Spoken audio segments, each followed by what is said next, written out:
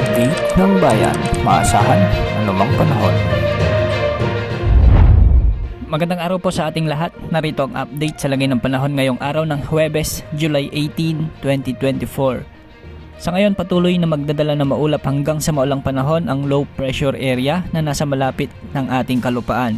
Sa mga oras na ito ay tinatayang nasa baybayin ng Northern Samar, samantalang southwest monsoon naman ang magpapaulan sa kanlurang bahagi ng Southern Luzon, Visayas at Mindanao. Posible naman ang mga localized thunderstorms sa natitirang bahagi ng bansa pagsapit ng hapon o gabi ngayong araw. Dahil sa malawak na kaulapan na sakop ng low pressure area, magiging maulap hanggang sa maulan ngayon sa bahagi ng Bicol Region, Visayas, Caraga, Marinduque at Romblon. At dahil nga sa patuloy na pagkilos ng low pressure area, inaasahan na may mga pag-ulan ngayon at sa mga susunod na oras sa bahagi ng Cagayan, Isabela, Quirino, Aurora, Laguna, Rizal at Quezon Province. Posible rin ang mga pag-ulan sa bahagi ng Metro Manila. Pinag-iingat po natin ang ating mga kababayan sa banta ng pagbaha at pagguho ng lupa. Ayon sa Pag-asa, nagiging mababa na ang tsansa nitong lumakas bilang bagyong Butchoy at sa susunod na 24 oras ay inaasahang kikilos ito paakyat sa bahagi ng Masbate Island at ito ay kikilos pahilagang kanluran. Posible nitong madaanan ang ilang bahagi ng Southern Luzon at hindi rin inaalis ang posibilidad na tatama ito sa Metro Manila at mga karatig na lalawigan. Isa sa mga dahilan na hindi na ito inaasahang lalakas ay dahil sa mataas na vertical wind shear o ang hindi pantay na lakas at bilis ng hangin sa layer ng ating atmosphere. Gayunpaman, huwag magpakampante dahil posible pa rin ang malalakas na pag-ulan dahil sa dala ng low pressure area na ito.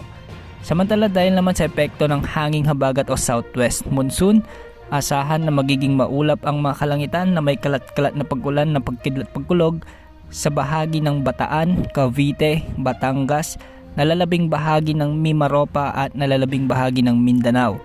Hindi rin inaalis ang posibilidad ng mga pagbaha at pagguho ng lupa. Sa natitirang bahagi naman ng bansa ngayong araw, asahan ang mga pag-ulan dahil sa localized thunderstorms. Mamayang hapon o gabi, posible ang mga pag-ulan sa Luzon, lalo na sa Ilocos Region, Cordillera Region at natitirang bahagi pa ng Luzon. Samantala isang panibagong low pressure area naman ang nabuo sa labas ng ating Philippine Area of Responsibility na nasa silangan ng Mindanao. Posibleng papasok din ito ng ating Area of Responsibility at may posibilidad ding maging malakas na bagyo sa mga susunod na araw. Ang low pressure area na ito ay may potensyal na maging ganap na bagyo sa mga susunod na araw kaya atin itong titignan. Ayon nga sa latest tropical cyclone threat potential na inilabas ng Pag-asa, tumataas ang tsansa na may mabuong bagyo at posibleng pumasok sa ating Philippine Area of Responsibility sa susunod na linggo. Ayon naman sa wind models na ginagamit natin, makikita na malawak at medyo may kalakasan ang potensyal na bagyong ito. Base sa track na ipinapakita ng mga models, hindi naman inaasang maglalandfall ito sa bansa, pero posible nitong hatakin at palakasin ang habagat sa mga susunod na araw, kaya maging alerto pa rin sa nagbabantang malalakas na ulan sa susunod na linggo. Samantala dalawa pang panibagong kumpol ng kaulapan naman ang namataan sa Pacific Ocean na posibleng pamuuan din ng panibagong mga low pressure area sa mga susunod na araw.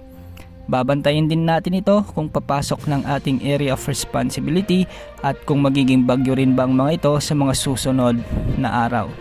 Aktibo ngayon ang Pacific Ocean kaya maraming sama ng panahon ang namumuo dito. Paalala, posible pa ang maraming pagbabago kaya palaging umantabay sa mga update nating ilalabas. Sa ngayon wala namang nakatas na gale warning sa mga karagatan kaya malaya ang mga mangingisda at may maliliit na masasakyang pandagat na pumalaot sa mga karagatang sakop ng ating bansa. Yan ang update sa lagay ng panahon. Ito po ang weather update ng bayan. Maaasahan anumang panahon.